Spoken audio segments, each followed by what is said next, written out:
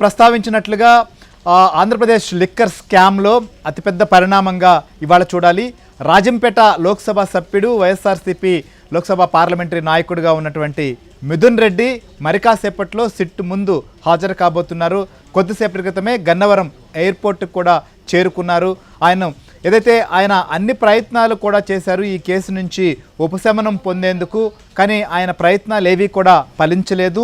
నిన్న సుప్రీంకోర్టులో కూడా ఆయన చేసిన అభ్యర్థనను తోసిపుచ్చిన నేపథ్యంలో ఆయన సిట్ అధికారులకు స్పష్టంగా సమాచారం ఇచ్చారు. నేను విచారణకు హాజరవుతాను అని చెప్పి దానికి సంబంధించి కూడా ఇవాళ ఆయన చేరుకోవడం కూడా జరిగింది. అయితే ఈ లిక్కర్ స్కామ్ సంబంధించిన దాంట్లో A4గా ఎంపీ మిథున్ రెడ్డి ఉన్నారు. సో ఇప్పటికే మనం చూస్తున్నాం ఈ కేసు సంబంధించి ఢిల్లీ లిక్కర్ స్కామ్ను తలదన్నే స్థాయిలో అతిపెద్ద లిక్కర్ స్కామ్ ఆంధ్రప్రదేశ్లో జరిగిందనేది ఇప్పటి వరకు కూడా అనేక విచారణలో తేలుతున్నటువంటి వాస్తవాలు కావచ్చు, ఆధారాలు సేకరిస్తున్న దాన్ని బట్టి జరుగుతున్నటువంటి పరిణామం.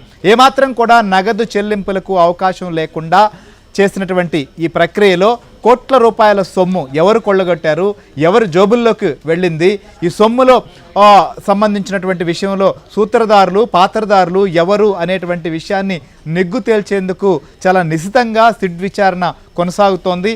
అందులో భాగంగానే ఇప్పటికే దీంట్లో మెయిన్ సూత్రధారిగా భావిస్తున్నటువంటి రాజ్ కసిరెడ్డి కావచ్చు, అలానే ముఖ్యమంత్రి కార్యదర్శిగా పనిచేసినటువంటి ధనంజయ రెడ్డిను ఇట్లా అరెస్ట్ చేసుకుంటూ వెళ్లారు.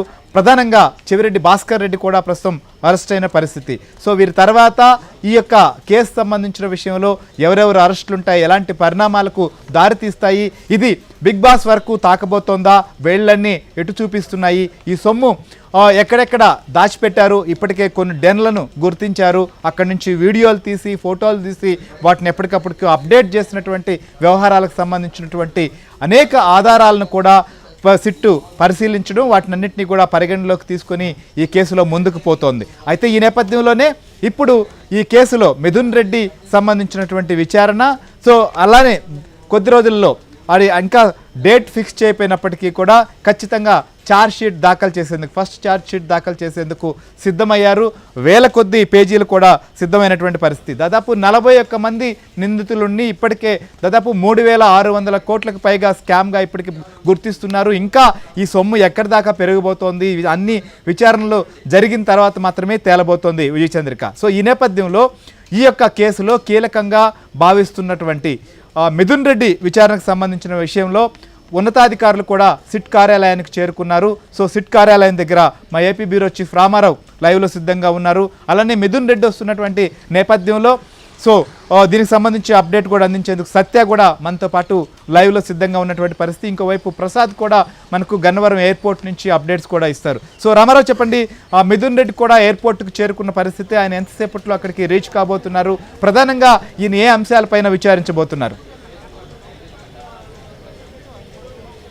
శ్రీహరి, మిథున్ రెడ్డి మరికొద్ది సేపట్లోనే సిట్ కార్యాలయానికి చేరుకోబోతున్నారు. మనం ఇప్పుడు ప్రస్తుతం విజయవాడ సిట్ కార్యాలయం వద్ద ఉన్నాము.